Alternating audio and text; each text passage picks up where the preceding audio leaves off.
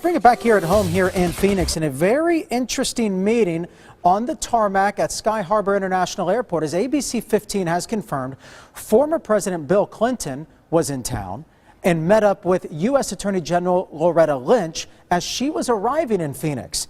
Now, this meeting took place just hours before the release of the Benghazi report, so we asked her about it. The FBI is completing its investigation and referring the matter to the Department of Justice for a prosecutive decision. I did see President Clinton at the Phoenix airport as I was leaving, and he spoke to myself and my husband on the plane. Our conversation was a great deal about his grandchildren.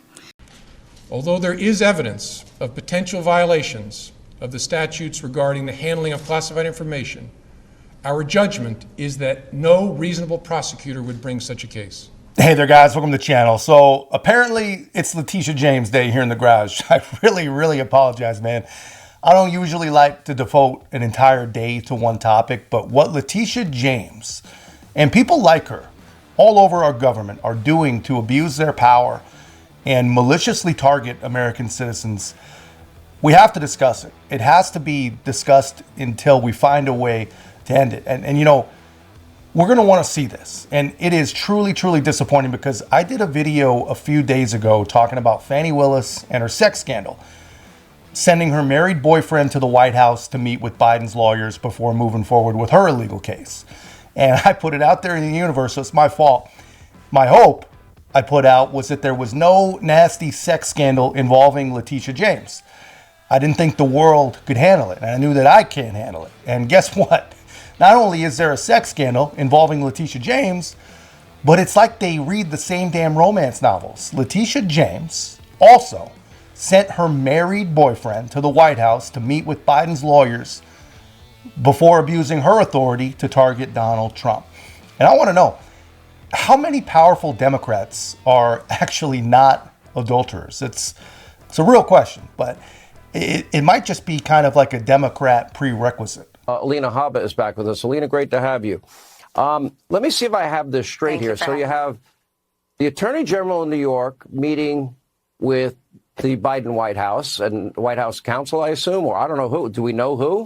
How many occasions have you identified she was in the Biden White House, and what was the time frame of that?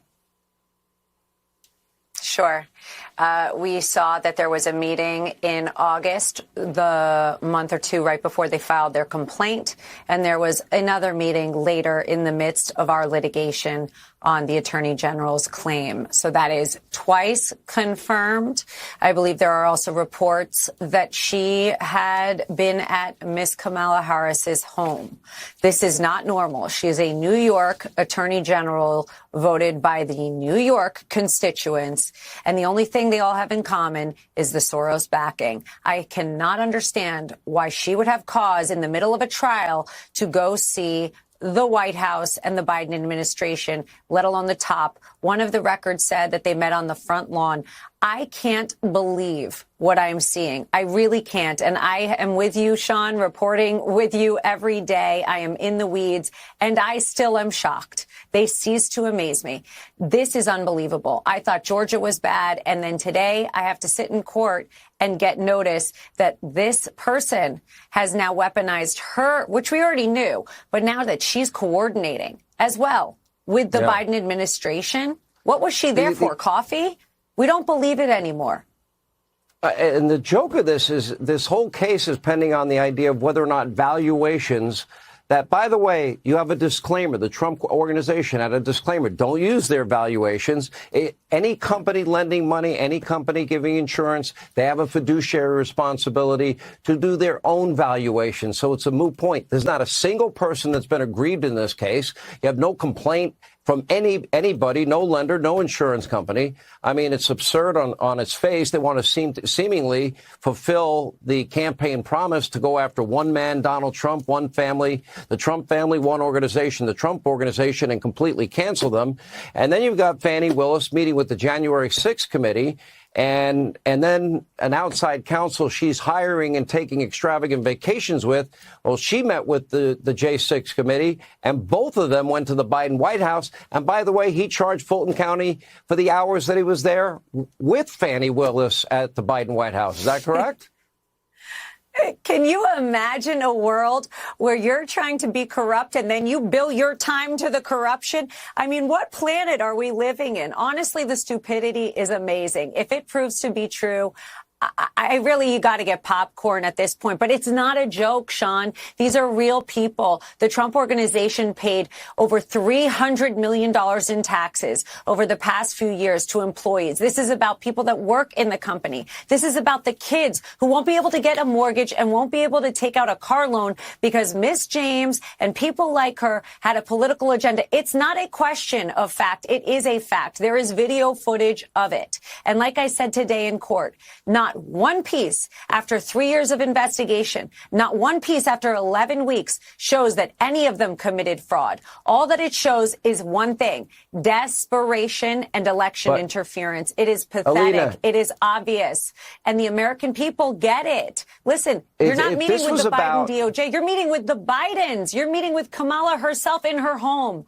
What is going on? And when is our country going to stop talking about it and start doing something about it? Because they have no problem doing something about it when it's Trump. If the case is mostly based on valuations, and they're implying that President Trump... Yeah. So here's where we're at. I mean, apparently it's not just her boyfriend taking trips to the Biden White House, but Letitia James herself meeting with the president's staff. Who knows? Maybe even the president. I mean, I don't think you go all that way. I don't think you do the president's bidding without playing fanboy and at least getting an autograph and talking to the old guy between naps. And then allegedly she also visited the home of the sitting vice president, Kamala Harris, who I completely forgot existed. We haven't talked about her in a while, but she does. She exists. She definitely exists. And Alina Habba is absolutely right here, man. There is absolutely no reason that these people should be meeting. And it's pretty amazing to me that they even do, that they'll do it right there out in the open, right on the lawn. You know, they're either saying things that they want to be damn sure are not recorded on the telephone, which I think is pretty likely, or they just really do not care what people think. They do not care what people see, and they do not care what people think they know, which is also very, very likely, probably most likely. They're going to do whatever they want because they truly do believe that they can do whatever they want, whenever they want. And guys, they're probably right. You know, who are we kidding? They are probably right because they're protectors in the media. They're just going to spin it, shed a favorable light until the very, very moment that every single Democrat zombie finally gives in and believes it. Because there are people who still believe. Remember, this is nothing new, man. Remember when Bill Clinton and the Attorney General of the United States used private jets to meet in the desert around no one to secretly talk about their grandkids and golf, just around the time presidential candidate Hillary Clinton was being investigated by the FBI.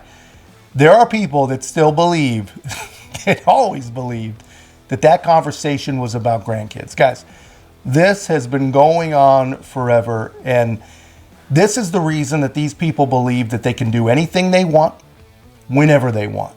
And as shocked as Trump's attorneys are, as shocked as we are, they're still doing it. And they're going to continue to do it until someone is elected who can actually find a way to stop it, to put in place parts of government that will actually stop this, just clean out the whole thing.